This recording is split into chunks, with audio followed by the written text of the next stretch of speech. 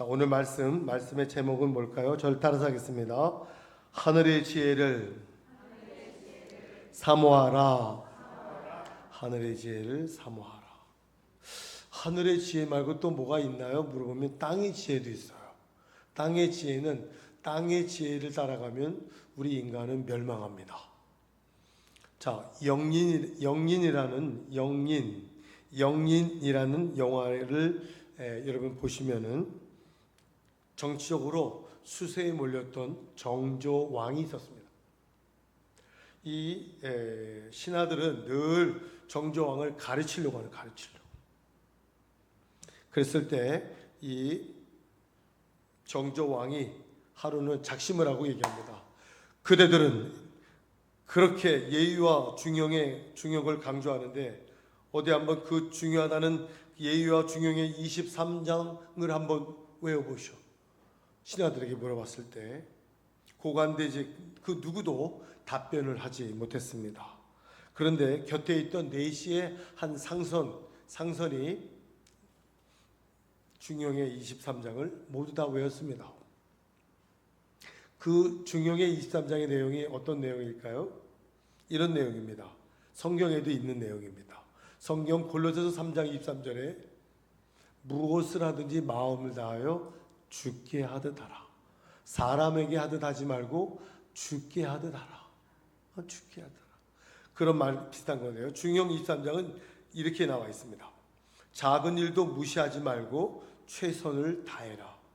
작은 일에도 최선을 다하면 정성이 나온다.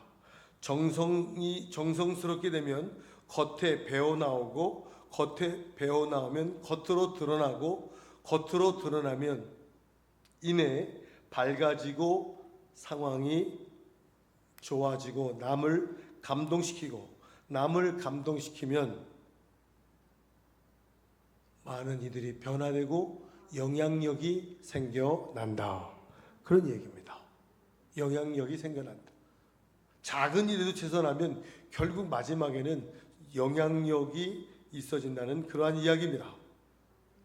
그러나 오늘 세상에서 정성을 다하는 사람만이 세상을 변화할 수 있는 것이다 라는 그러한 이야기를 오늘 중용에서도 나온 이야기입니다. 오늘 본문 말씀에도 그러한 이야기로 충만하게 되어 있습니다. 우리의 신앙도 마찬가지죠.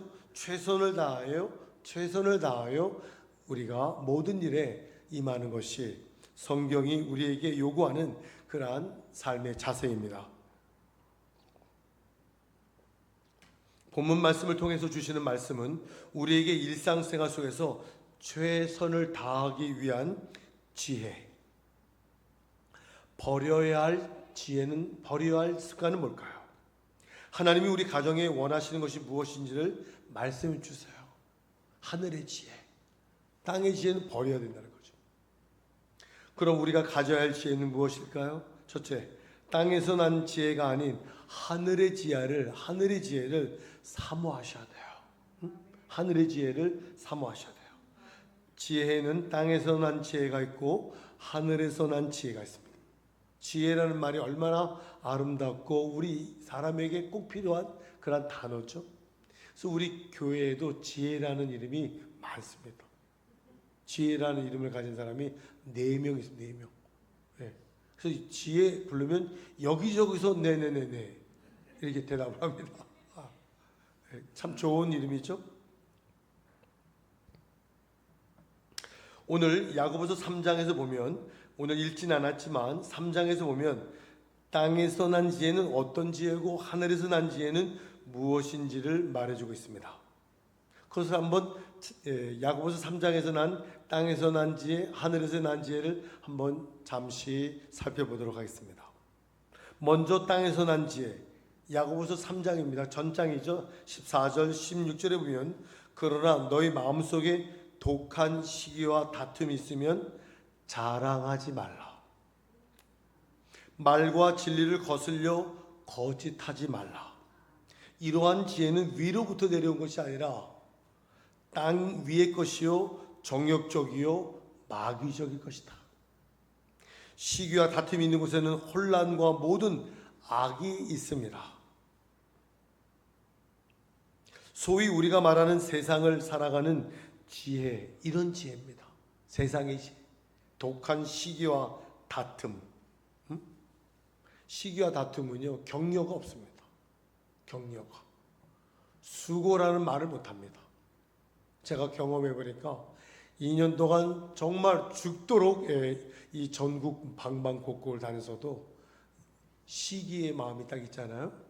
근데 제가 물러나고 나서도 수고라는 단말, 수고했어요, 고생했어요, 시기라는 마음이 꽉 차 있잖아요. 그 말 한마디도 못합니다.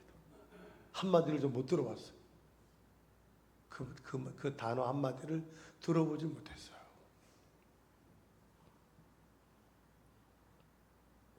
세상을 살아가는 지혜, 세상을 살아가는 동안 자기 욕심을 이루는데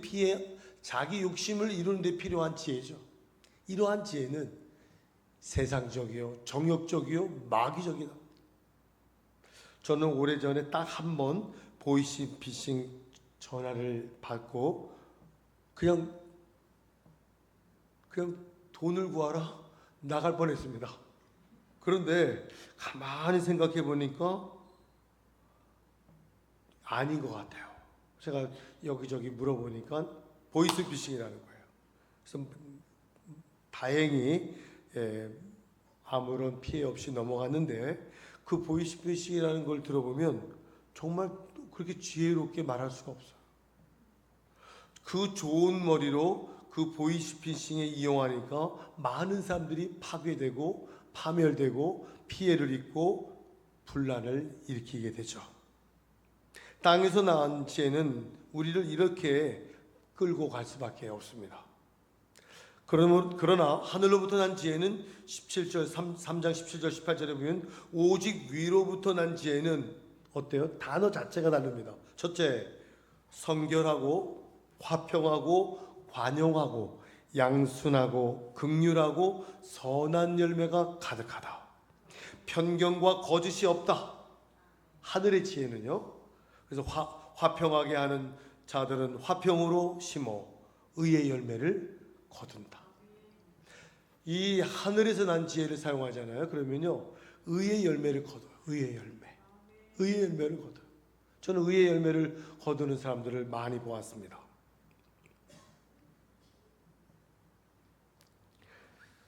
저는 요한계시록이라는 뮤지컬을 본 적이 있습니다. 그 요한계시록은 참 어려운 그런 성경의 내용인데 7교회를 생생하게 이해할 수 있도록 뮤지컬을 만들었는데 한 90%의 많은 사람들이 노력이 있었지만 한 10% 정도의 영감이 있는 작가가 그걸 만들었어요. 신앙적인 영감을 갖고 있는 그러한 작가가 그 요한계시록이라는 뮤지컬을 만들었습니다. 그렇기 때문에 보는 사람들이 그 영감을 그대로 느낄 수 있는 거예요. 큰 은혜를 받았다니까요. 큰 은혜. 저는 이러한 영감을 갖고 있는 사람들이 이러한 요한계시록이라는 그러한 작품을 만들었을 때, 이러한 문화적인 작품을 만들었을 때 많은 사람들이 감동을 받고 하나님에 대해서 이해할 수 있는 그러한 현장을 보게 되었습니다.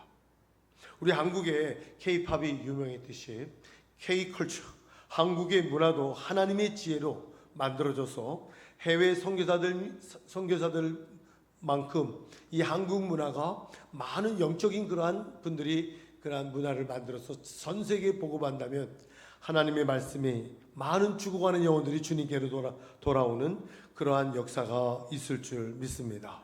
그렇습니다. 우리는 정말 나는 어떠한 지혜를 살고 있을까요? 여러분 어떠한 지혜를 지금 살고 계세요?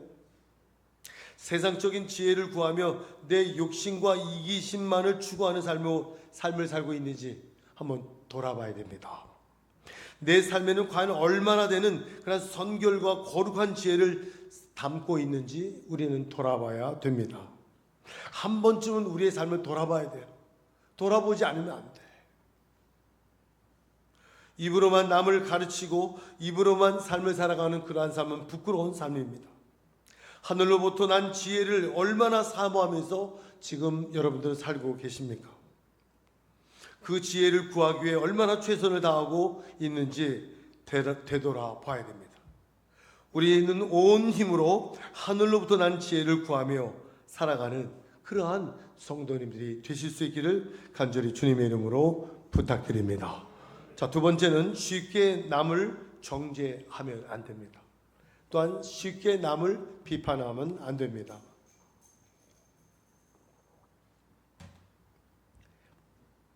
K.H. 노이즈라는 심리학자는 인간은 6가지 감옥에 갇혀 있다. 세상에서 말하는 그러한 감옥, 그러한 그 교도소라고 하나요? 교도소 말고요. 마음의 감옥에 갇혀 산다는 거예요. 여러분은 어디에 갇혀 사시나요? 한번 여기에서 다 여러분과는 해당이 되지 않는 그러한 말씀드리기를 바랍니다. 자기 도취의 감옥에 갇혀 있는 사람이 있습니다. 자기 도취의 감옥에 갇혀 살게 되면 다른 것이 눈에 들어오지 않습니다. 다른 어떠한 그러한 선한 일도 눈에 들어오지 않습니다. 어떠한 그러한 일도 자기의 눈에 들어오지 않습니다. 두 번째, 절망의 감옥에 갇혀 사는 사람이 있습니다. 절망에 갇히게 되면 어지간해서는 그 절망에서 빠져나오기가 어렵습니다. 절망하잖아요. 그럼 포기하게 되면요, 굉장히 위험해집니다. 인생 자체가 위험해지는, 잘못 생각하는, 잘못된 생각을 하게 된 사람들도 많이 있죠. 또한 세 번째는 과거를 지향하는 감옥에 갇혀 사는 사람이 있습니다. 과거의 감옥에 갇혀 사는 사람은요, 옛날이 무조건 좋다는 거예요. 옛날을 우리가 표본을 삼아, 옛날을 우리가 교훈 삼아 앞으로 전진하는 것이 우리 신앙적인 그러한 삶의 스타일입니다. 그런데 그냥 옛날에만 빠져있어서 나오질 못하는 거예요. 과거에서 빠져나오질 못하는 거예요. 앞에 미래를 향해서 전진하지 못하는 그러한 사람들이죠.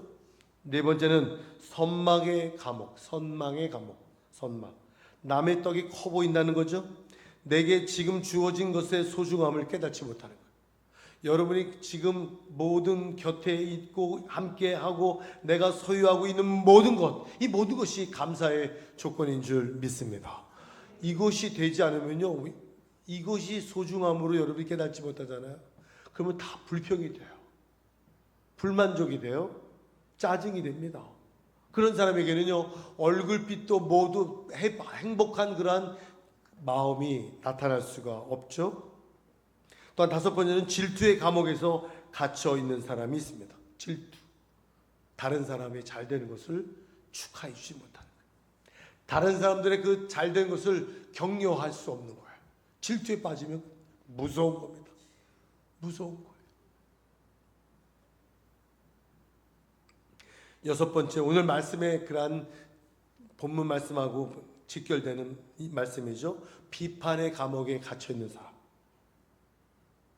자기 단점을 생각하지 못하고 남의 단점을 찾는 사람이죠. 오늘 말씀은 이 여섯 번째에 해당되는 말씀이죠. 오늘 주신 이 11절 12절 말씀은 어떤 말씀입니까? 형제들아 서로 비방하지 말라. 형제를 비방하는 자나 형제를 판단하는 자는 곧 율법을 비방하고 율법을 판단하는 자다. 너가 만일 율법을 판단하면 율법의 준행자, 우리는 율법의 준행자잖아요. 그래서 성경이 여러분들이 판단하면 너희들은 율법의 준행자가 아니고 재판관이다. 여러분, 재판관은 오직 예수 그리스도 한 분이십니다. 입법자와 재판관은 오직 한 분이시니 능히 구원하시기도 하며 멸하기도 하시는 그분, 예수 그리스도 한 분입니다. 하나님 한 분입니다. 사람마다 그렇게 행동하는 속사정이 다 있기 때문에 우리는 그것을 판단할 수가 없잖아요. 판단하면 안 되잖아요. 그 사람마다의 상황과 그 사람마다의 동기들이 다 있어요. 제가 새벽 기도 때, 수요 예배 때 드렸던 말씀이에요.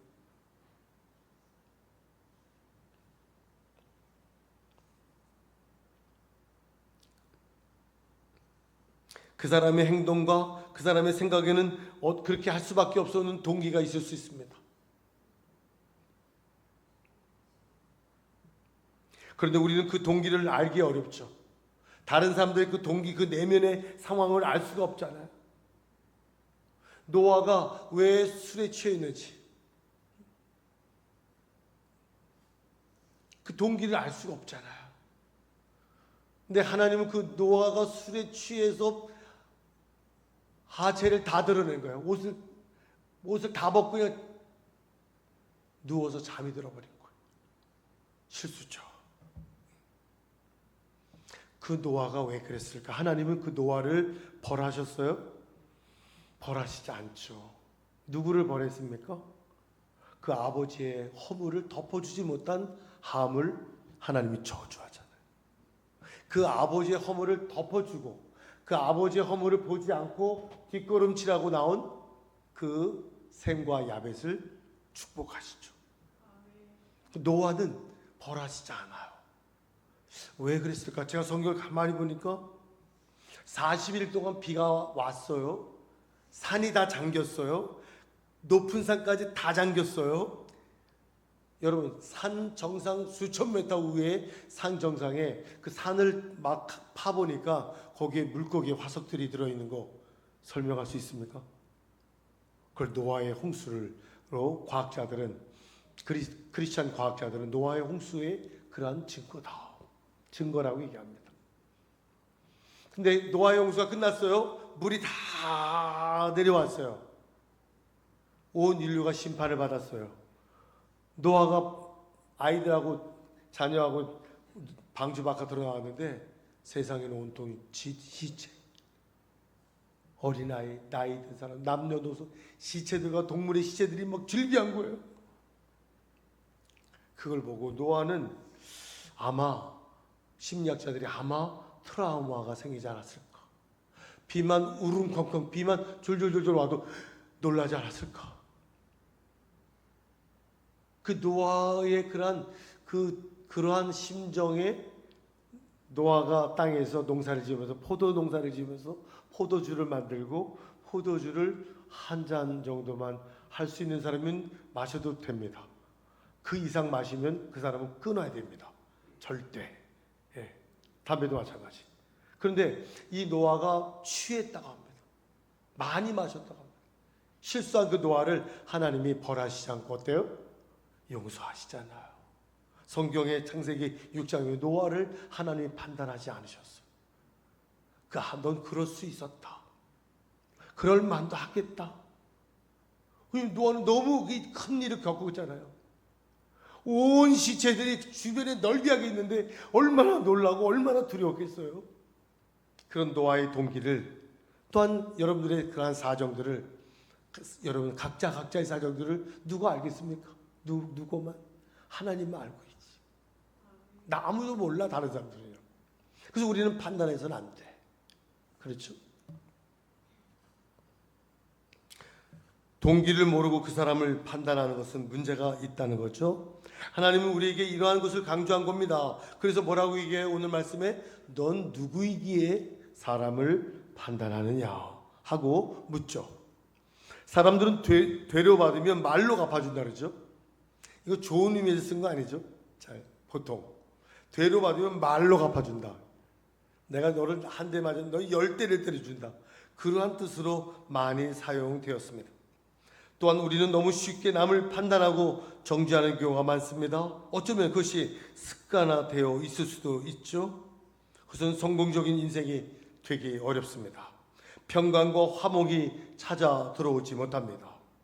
여러분, 우리가 한 주 지금 이제 우리 추석 한가위 명절을 우리가 이제 보낼 텐데 지난 한 주간을 보면서 우리는 이 명절 한 주간을 어떻게 보낼 것인가? 어떤 감옥에 갇혀 살면 안 되잖아요. 새로운 이 한 주는 감옥 바깥으로 나와서 저 많은 이들을 세워주고 많은 이들을 돕고 섬기며 축복하며 아름답게 나누며 살아가는 그런 아름다운 한 주가 명절 한 주간이 되기를 간절히 주님의 이름으로 부탁드립니다. 마지막으로 오늘 지금 이 시간에 이 순간을 감사하세요. 오늘 이 시간을 감사하세요. 여러분, 우리가 코로나를 겪었잖아요. 코로나 겪었을 때, 코로나를 겪었을 때 교회에 오는 것이 얼마나 힘들었어요. 제재하고 거리두기를 하라고 그러고, 얼마나 그랬어요. 그래서 언제 이게 해제되려나, 언제나 일상이 올래나, 얼마나 답답하고 걱정이 많았습니까? 지금 여러분 어때요? 코로나를 벗어나 완전 일상이 되었죠? 감사하고 계십니까? 감사하시기 바랍니다. 완전한 일상이 되어서 지금 아름다운 온 가족이 모여 지금 이 앞으로 올 한 주간을 명절을 보낼 수 있는 이 환경, 하나님이 주신 이 환경 감사하시기를 바랍니다. 감사함을 느끼며 살아가는 사람은 그 사람은 축복된 사람이에요. 너무 감사하다. 그렇게 말할 수 있는 사람은요, 축복의 사람이에요.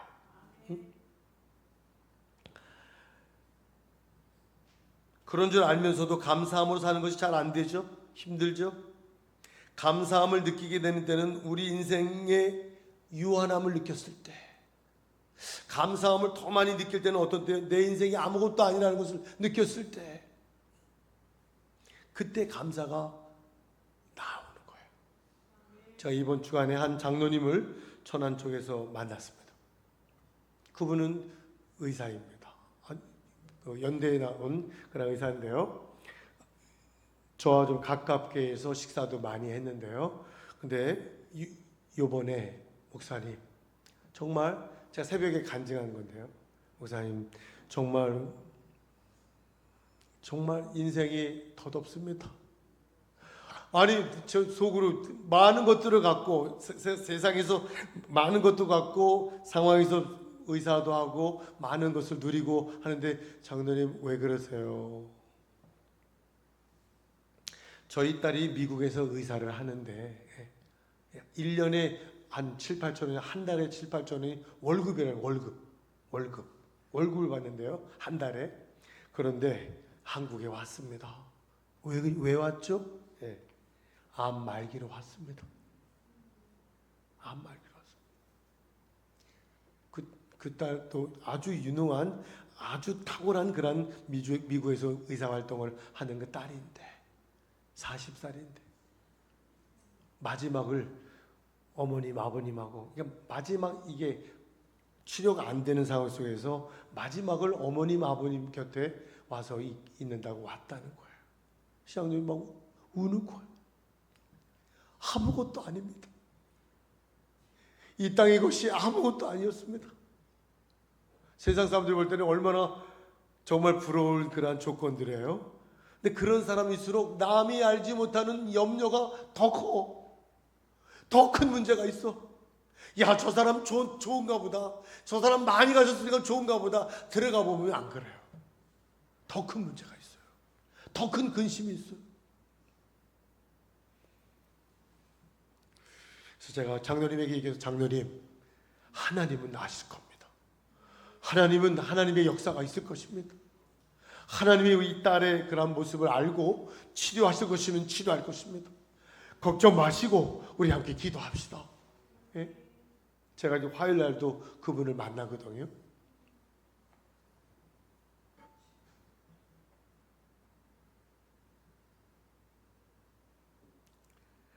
(13절) (14절) 오늘 4장 13절 14절, 너희 중에 말하기를 오늘이나 내일이나 우리가 어떤 도시에 가서 거기서 1년 동안 머물며 장사하며 돈을 벌 것이다.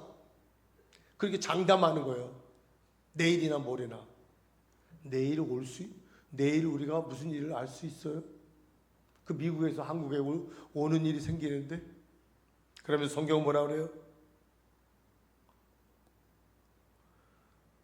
그렇게 장사하며 돈을 벌리라 하는 자들아, 너는 내일 일을 알지 못함도다. 너희 생명이 무엇이냐? 너희는 잠깐 보이다 없어지는 안개다. 오늘 야고보서 4장 14절의 말씀이에요. 너희는 잠깐 보이다가 없어지는 안개다. 너희들이 내일을 알 수 있느냐? 우리가 내일을 알 수 없잖아요.